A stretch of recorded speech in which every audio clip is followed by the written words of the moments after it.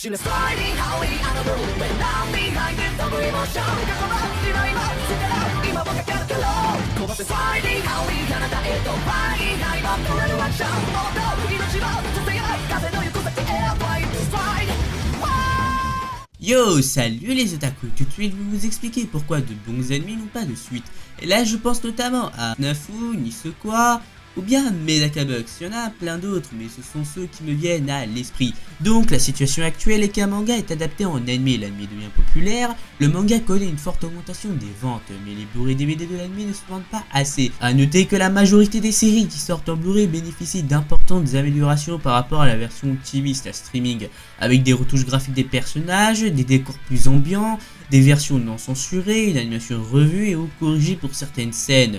Donc les studios d'animation sont dégoûtés quand elles voient qu'elles ont déboursé 1,5 million d'euros, soit 200 millions de yens pour faire un anime qui ne se vend pas assez, alors que le manga qui n'a rien investi dans cette adaptation en récolte tous les fruits. Cela les démotive, les gens croient naturellement que si un manga se vend extrêmement bien après avoir été adapté en anime, alors une suite sera produite. Mais ce qu'il faut comprendre, c'est que le manga n'investit pas un seul centime dans un studio d'animation. Le seul facteur pris en compte pour la production d'une suite, c'est la vente des Blu-ray. Car si les Blu-ray se vendent mal, impossibilité de produire une saison 2. Mais vous vous demanderez, qu'en est-il de la vente des produits dérivés? Un studio d'animation ne touche qu'un faible pourcentage sur les goodies.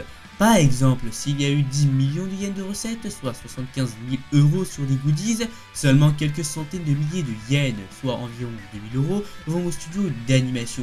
Donc, ce qui reste déterminant pour un studio, c'est le Blu-ray.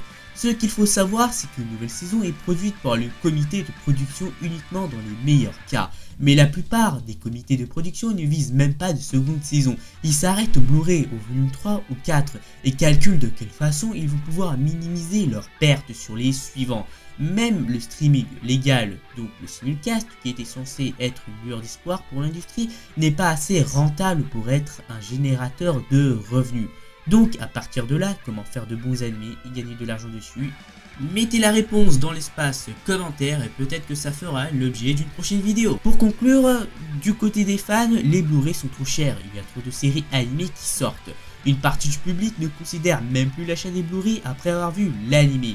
Du côté de l'entreprise, aucune autre source de revenus n'a été trouvée pour remplacer et compléter le Blu-ray. Il n'y a plus de place pour un animé de se vendre sur la durée à une époque où tout va vite. Parce que oui, à notre époque, il y a internet et donc vous pouvez revoir un épisode que vous avez peut-être loupé sur la télé n'importe quand, à n'importe quel moment. Après, il ne faut pas s'étonner que dans les années 80, 90 ou même au début des années 2000, on ait eu beaucoup d'animés fleuves. Parce que oui, à cette époque, on achetait plus de DVD, plus de Blu-ray. Bon, la Blu-ray n'existait pas. Bon voilà, on achetait plus de DVD. Parce que oui, à cette époque, il n'y avait pas internet. Donc pour revoir un animé, on n'avait que deux possibilités. Soit se retaper tout l'animé et revoir l'épisode avec la rediff, ou acheter les DVD pour revoir l'épisode. Toutefois, il existe des exceptions à la production d'une saison 2 ou une saison 3 ou une saison 4. Même si la vente des Blu-ray est faible lorsque ce sont des chaînes de télévision, des sociétés de jouets et autres qui sont les producteurs majoritaires qui sponsorisent l'animé, il y aura production d'animé. Oui. Par exemple, je vais vous prendre un exemple qui va vous parler à tous. Yu-Gi-Oh! Oui, si vous vous demandez pourquoi on a depuis une dizaine d'années, tous les 3-4 ans, un nouvel arc Yu-Gi-Oh! C'est à cause de ça, parce que Konami sponsorise les animés Yu-Gi-Oh! Pour faire vendre plus de cartes.